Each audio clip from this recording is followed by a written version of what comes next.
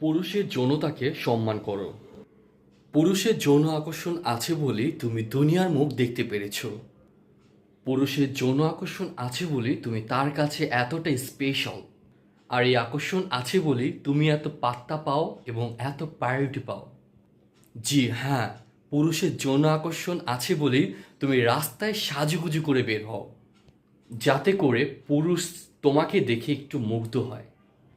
তুমি মুখে অস্বীকার করলেও তোমার অবচেতন মন এটাই চায়।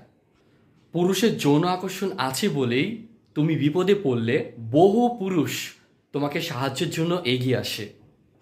এই পুরুষের যৌন আকর্ষণ আছে বলেই সেই পুরুষটা সারাদিন খেটে তোমার জন্য বাড়ি ফেরার পথে শাড়ি নিয়ে আসে।